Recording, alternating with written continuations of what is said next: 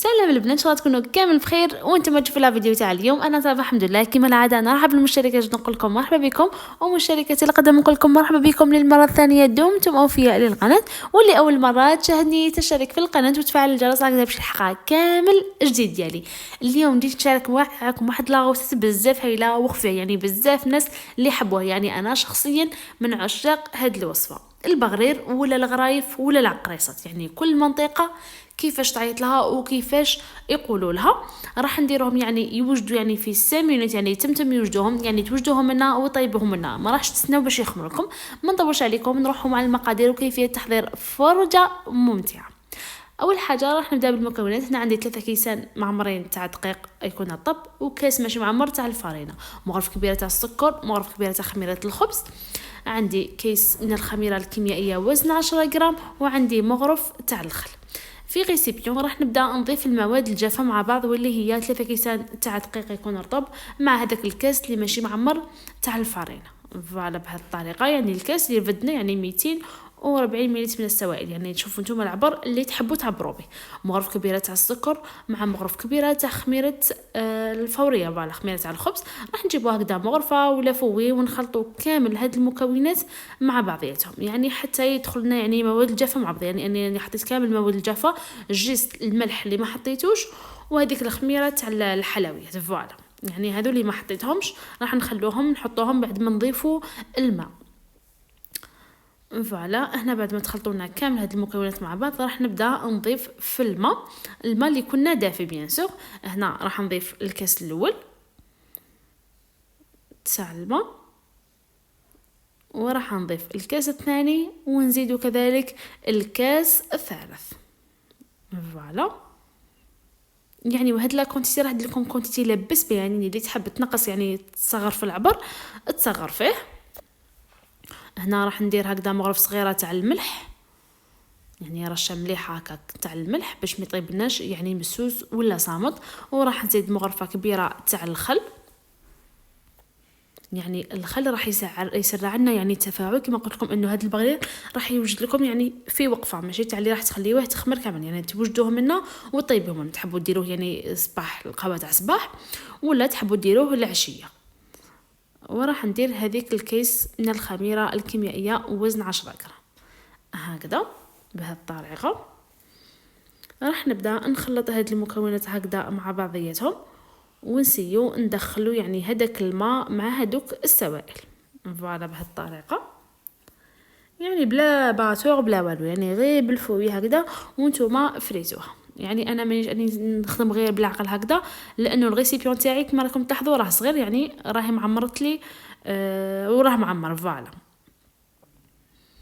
هكذا شوفوا هذا هو الخليط اللي تحصلنا عليه، شوفوا كيفاش يجي ثقيل. فوالا وراح نخلطوا هكذا تخليطه هكذا خفيف ظريف هذا مكان. الان واش راح ندير؟ راح نزيد عليه الكاس الاخير تاع الماء، يعني اونتو راح نديروا 4 كيسان تاع الماء اللي يكونوا يعني اللي كنا دافي. فوالا بهذه الطريقه.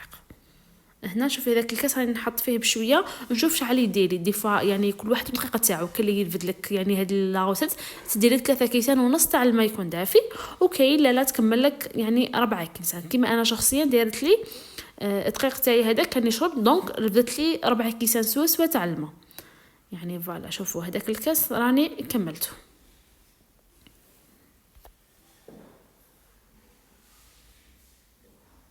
فوالا وانتم شوفوا الدقيقه تاعكم، يعني انا اونتو درت 4 كيسان، وانتم ديروا 3 كيسان ونص حتى 4 كيسان ونص تاع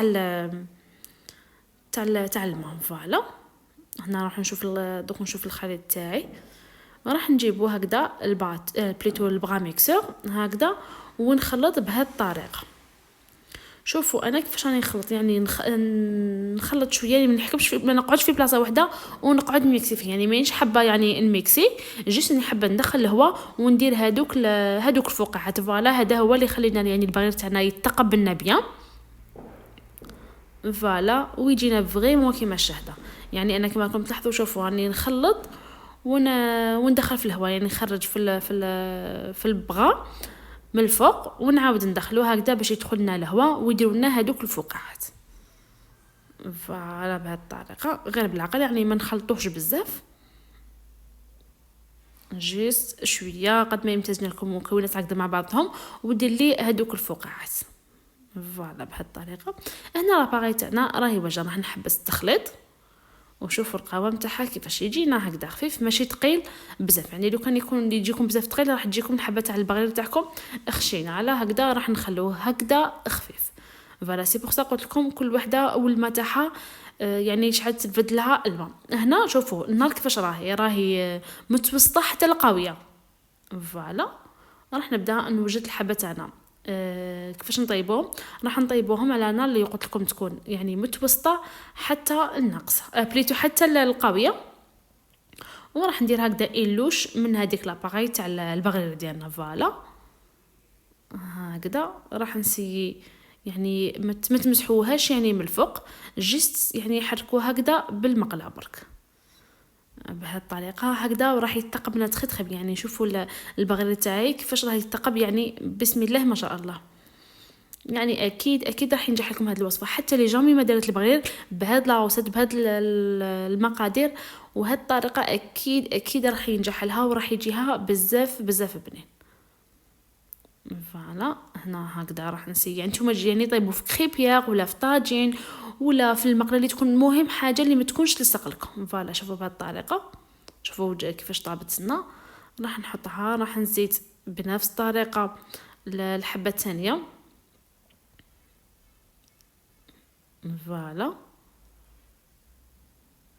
فوالا شوفوا كيفاش راه يتقبلنا البغير ديالي، يعني تم هكذا يطيب.